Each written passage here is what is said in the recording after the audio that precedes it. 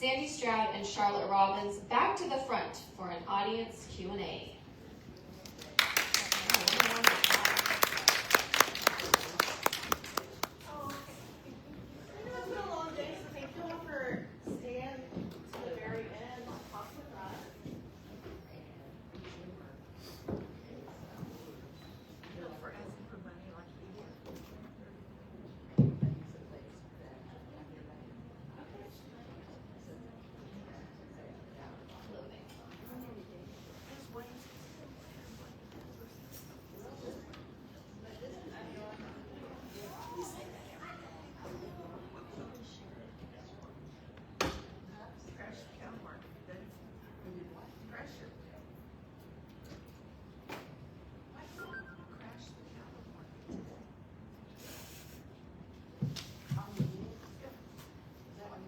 Who's got questions?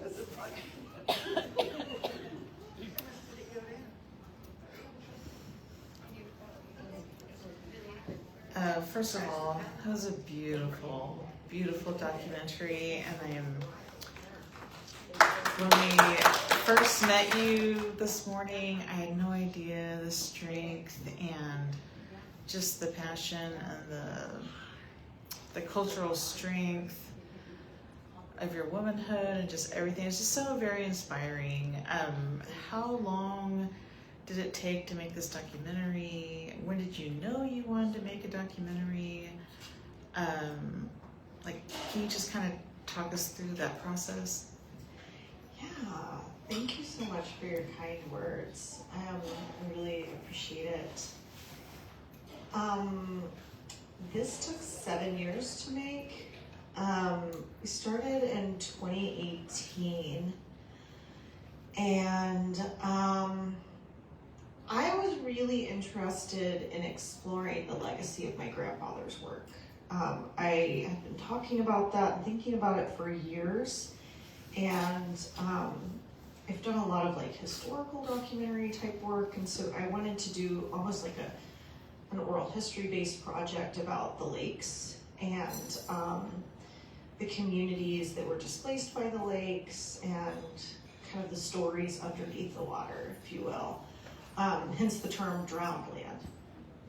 And, I came down and I was aware of Sardis Lake because it had been in the news. And the tribe was doing a really big kind of media campaign around the water settlement, the water rights. But I kept feeling like something was missing, like I wasn't getting the full picture. And so I started going down there and talking to folks in the area, like Joe and Betty, who were at the older couple in the beginning. And the more people I talked to, people were like, well, thank you for asking about this history. It's important. But also there's a story right now that's happening. Do you know about what's going on with the Kaimashi River? And, ashamedly so, I was ignorant. I didn't really understand. So I just kept listening to people say, yeah, but there's this going on. And so that kind of led into changing the direction of the film to be more rooted in the present and follow the Kaimashi rather than, the stories of the lakes. So, that was the evolution of the storytelling from the beginning. Yeah, 2018. Thank you so much for that question. Gigi. I can say it really loud. I talk loud. Okay. Hey everyone, live stream. Okay, so this is about water. We are here because of water. Our lives revolve around water. Our traditions revolve around water. Our Osage word, our Osage name, our traditional name is Children of the Middle Waters. And so a lot of our tribes are connected through that. How important do you think water is in our communities? I know the movie kind of expressed this individually, but how, as Native American people, can we tell others, non-natives, for natives that aren't as educated or aware, how can we stress the importance of saving water to save our communities?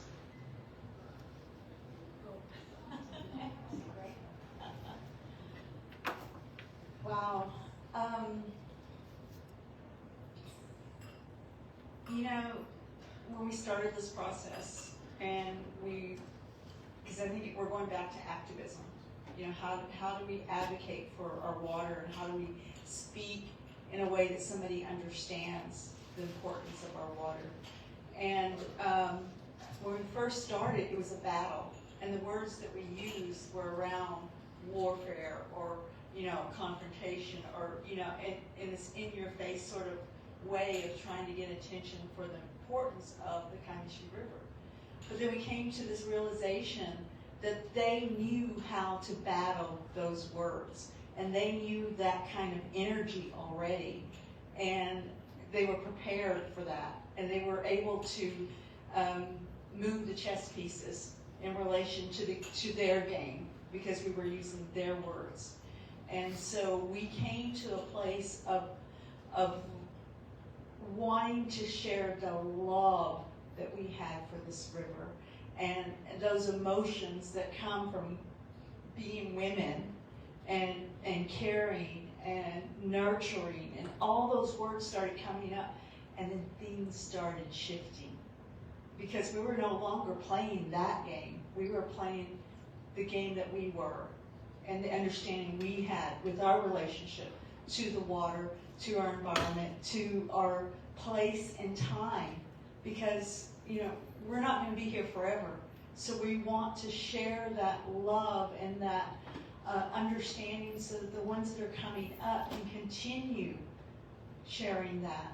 So I think it evolves around telling the story from a loving place, because we love our people, we love our communities, we love our ancestors and the gifts that they gave us, and we're the embodiment of those gifts. And so how do we embody those gifts for the ones that are yet to be born?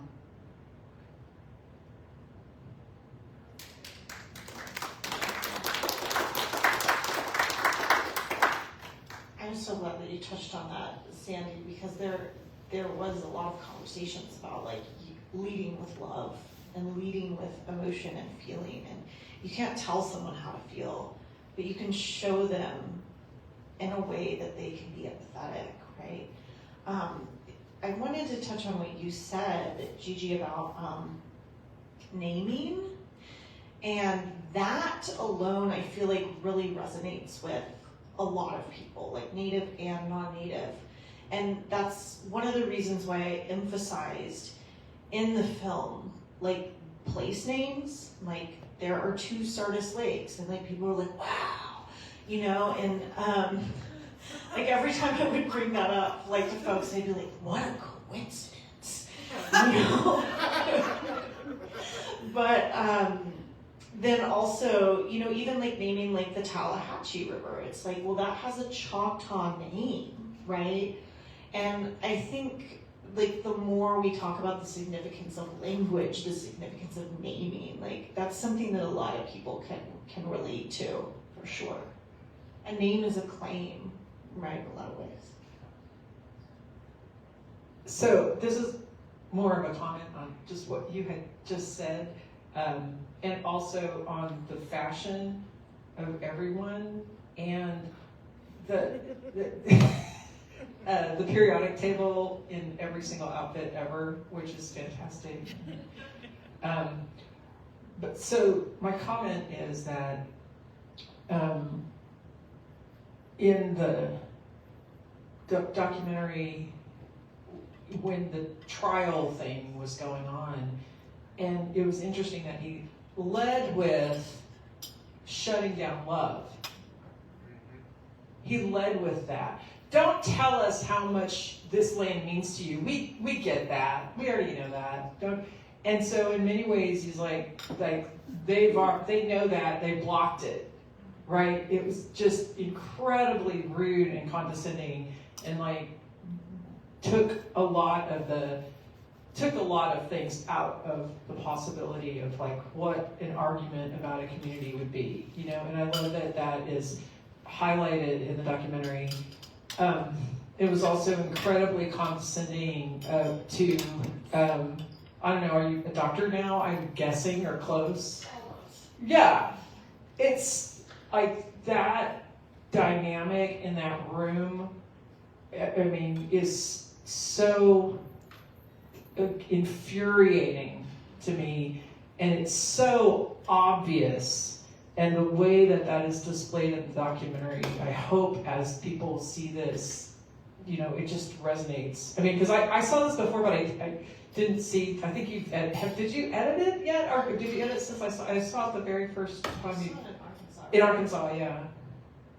I think we changed a few things. I know. I think I was late, and so I didn't see the first bit too. So it's really, it's so terrific, and like I come out of it with both being irritated by a lot of the things that are going on, but also to your point about this fight versus this love. And how that, I don't know, I'm just having all of these thoughts about protesting battles. And so I love that you're bringing that up, that it's like the concept of martial arts where you stop fighting and you say, well, we're just going to get out of the way and you guys can make a mess of it for yourself in some ways. That's all. It's more of a comment, but I would love to, I mean, if anyone has. It's such a wonderful, I really appreciate more your metaphor, because that was something even as a trained storyteller, like we're told, like, what is the conflict, right? Like there always has to be like an antagonist. And so I was approaching telling this story from like, well, we need a protest, we need the fight, right? Which is, I think, that more like typical, excuse the binary, but like the masculine energy, right? And then I'm like, we don't have the fight, we don't have the conflict on screen, and like that's what we're kind of trained to do, is and even to the point of like constructing an antagonist. And so I learned so much from talking to Charlotte and Sandy that I was like, that's not the message here. The message is love. The fight is love. And so then this form of the story has to reflect that. And so when we do have the antagonist, right, of Mr. Hearing Board guy, like it's countered with the message at the end, right, of like, we need to return to our matriarchal ways, and this is part of it, right? So thank you so much for bringing that up, and I don't know if y'all want to respond to that at all. But also, can we like acknowledge Lauren in that moment?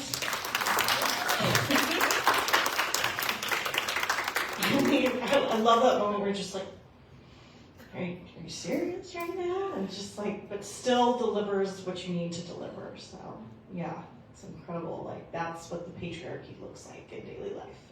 Yeah. I had a question about, it's come up a couple of times today as far as honorary citizenship for creeks and trees and plants and getting rights for the river, and that's the next move. Is there any example or case study where that's actually been successfully accomplished? Yeah, there's quite a few. There's multiple indigenous tribes that have done that now. Did you want to talk about the first one? So here in the U.S., there's been quite a lot. Like I said, I got the idea from Casey Camp, had done it with the Ponca. So that's where I got the initial idea. Sandy was introduced to this a long time ago, but not in the U.S. So I looked at Casey, seen what she had done for the Ponca, and then how you could adapt that to fit our tribe. Because each tribe is different, you know, the functioning of each tribe is different. So how could we take what she had done, adapt it to our tribe, and then make it work better than what she had done? There's rivers in the Pacific Northwest, you know, Don't make me lie to you and name them because I don't know. There have been a lot. There have been a lot. There's even a rights of nature policy for the rights to dark skies in Colorado. So there's a lot of these. And there's different ways that it can be implemented, in my understanding.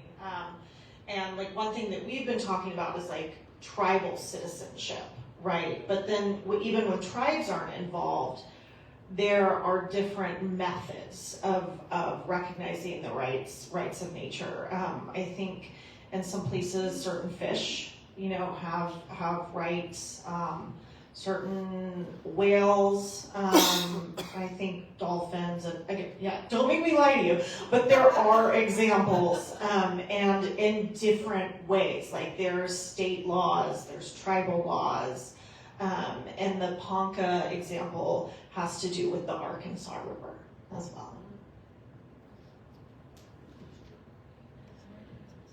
So I think a part of this is the reclaiming of our knowledge and our understanding. I mean, we already knew that they were sentient beings. We already knew that we had connections to trees and to even rocks. I mean, all these are their own being. So it's just standing on what we already knew from way back and accepting that and saying that now we have the language so other people can understand that. Yeah, we're not doing anything new. We're just recognizing what always has been. So nothing new. Just writing down what always has been.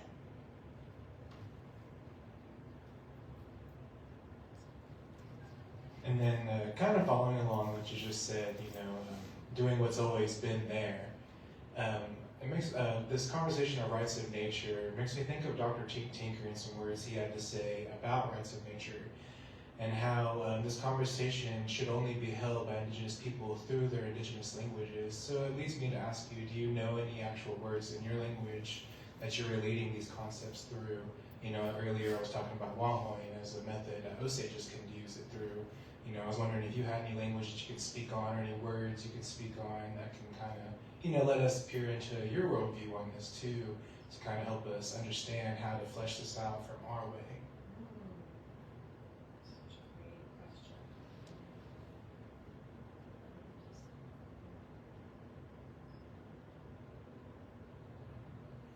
We're going to have to work on that one. But okwa is our word for water. So. Oh, yeah, in the beginning there was the water rock. Oh, that was, it's the fat. The fat. The fat earth. Yeah.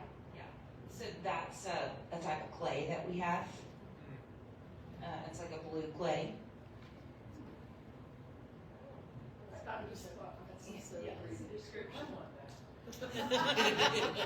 Where do I get some of that? They're not going to tell us where it starts, so Gigi and I are going to I enjoyed your presentation. It was very, very, very remarkable. I've never seen anything like that before. I'll commend you for that, all of you. I used to work for a power generation company in Tulsa, and I understand how it all works. I was a dispatcher there, and I understand what states the power goes to, where it comes from.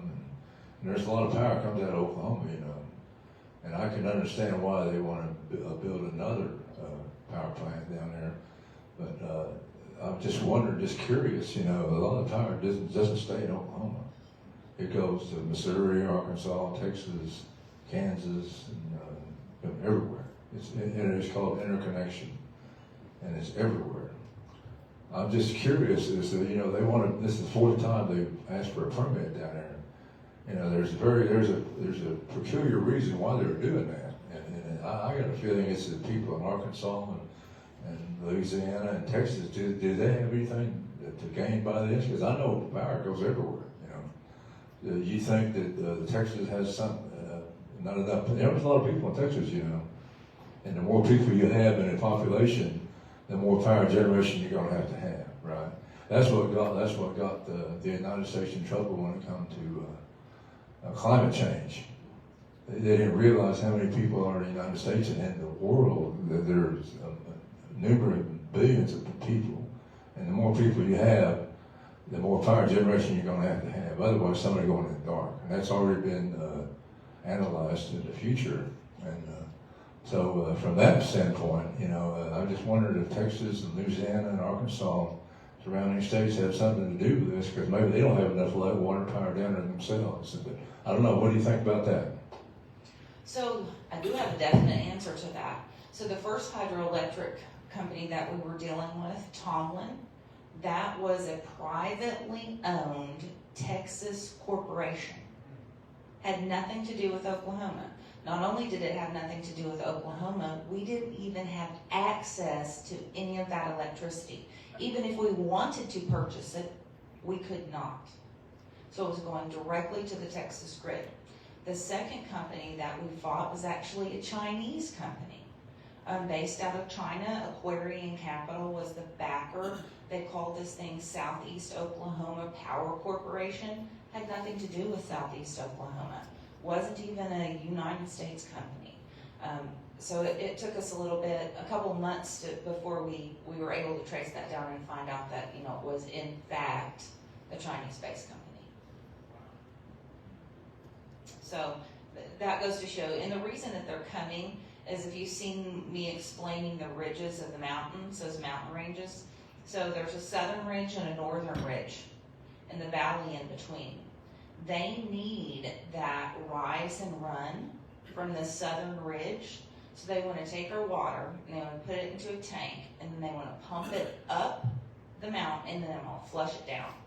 And when they flush it down, that's going to create the power that goes to the grid. And then they'll watch it and they'll time it when power is at peak value. And then they'll flush it. But they're using our power off of our grid to run that whole plant. So that's what's going on. And when we take that away from them, if we could take, and that's been the whole thing, like if we could take that chunk away from them, they can't do that anymore. So I can announce that within the last 30, 45 days, the Choctaw Nation did take the information that we have given them about this location. We've worked with the landowner, and the Choctaw Nation has purchased the property in trust and cut the supply off. So it can't happen anymore in that spot. They now own the land.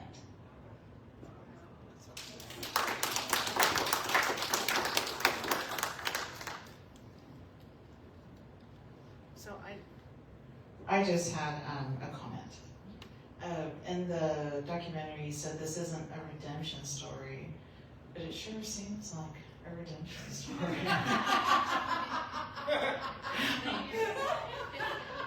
It just watching you guys, it just filled me with hope. I mean, we can win. Yeah. Right? Thank you for saying that. In some ways, I feel like this film is like slightly emotionally manipulative, because it's like, oh my God, what's going to happen? Oh my God, they're going to lose everything. And then at the end, it's like, just kidding, like there's hope. And it's not necessarily like everything's fine and hunky-dory, but there is hope. And that was really, really important for me to have that be the takeaway. There's always hope. And as I always say, I'm like, if this can happen, and again, go back to like, I think how a lot of people talk about Oklahoma, it's like, oh, this is flyover country, this is the reddest state, whatever. Like if we can implement protections for our natural resources here, then it can happen anywhere. So I think that's really, it's a powerful message that I, took from it, and I'm glad that you see it as hopeful. I use that word redemption because I wanted to make sure that, I'm not trying to examine my grandfather's work in a way of like I'm making up for it, or this is meant to clear his name in any way. I don't think that what he did was in the times that he did it, like he was doing the best that he did. He was very successful, and like I think there's a lot to be proud of. And so that's where that comes from. Like, I'm not meaning to, be a redemption story for him and his work. That being said, I firmly believe that he did bring me to do this work. And I think in a way of like, I tell the story, share the legacy, and like, we all should be questioning like what our legacy is. And even if we think we're doing the best thing now, it can both be the best thing for right now, and it can also have consequences down the line. I think we all are living in gray areas all the time. So that's why I use that turn of phrase. Yeah. Chelsea? I don't know if we need to ask another question. Oh.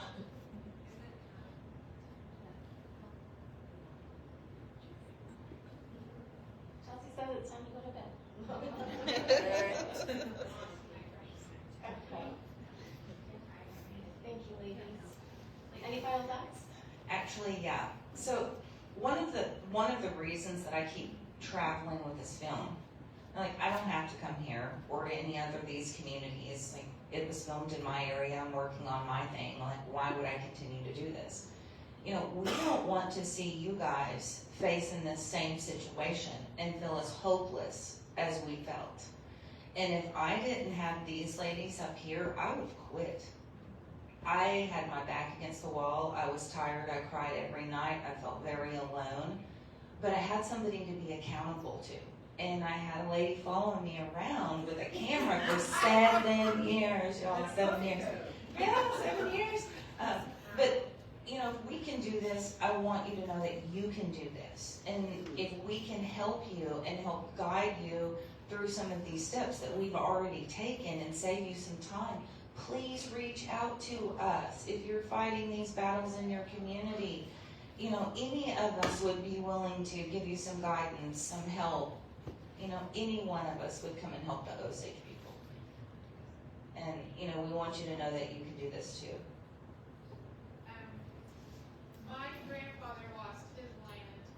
I'm gonna cry.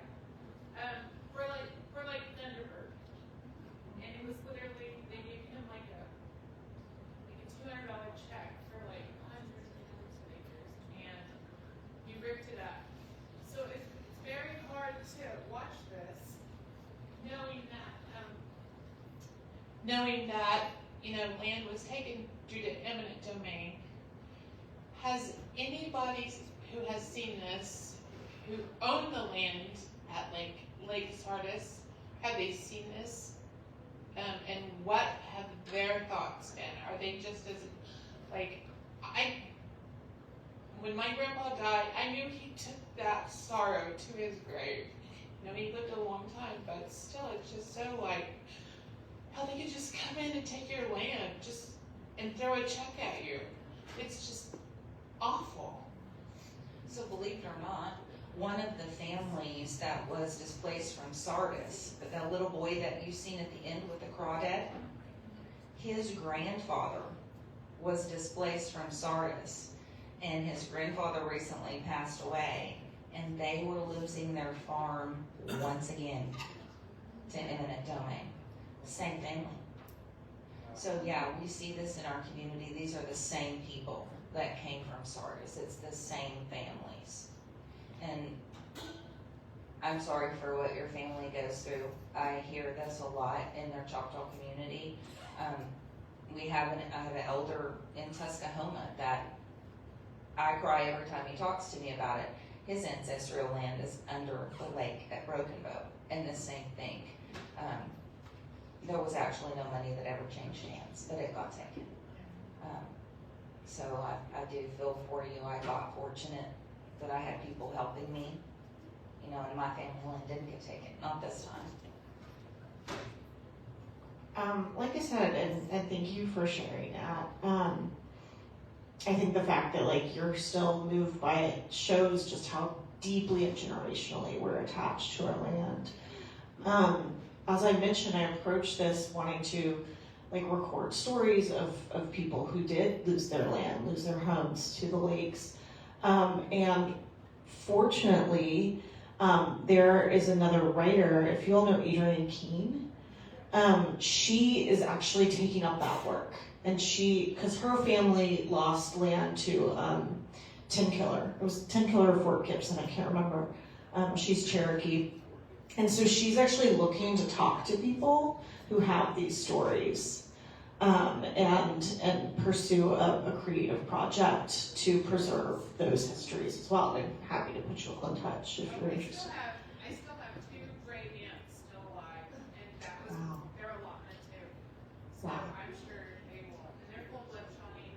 Okay. But that's for sure. Yeah. Wow, it's incredible. Well, thank you all so very much for staying and for talking with us, and I'm sure we can chat afterwards too, if you all want.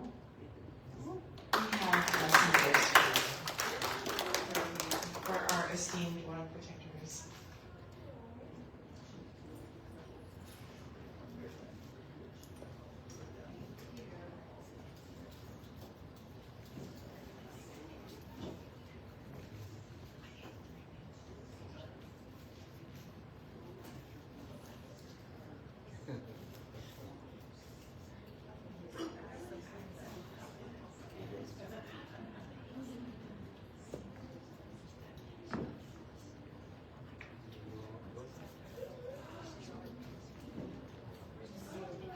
We're so very thankful for your work.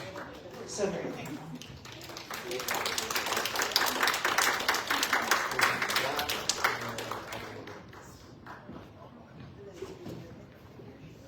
All right, now for my 20-minute speech. Everyone, that concludes day 1 of the Reclaiming Our Water Symposium. Thank you all for your participation, your questions, your presence here today, especially those who have stayed here for the full 12 hours that today was.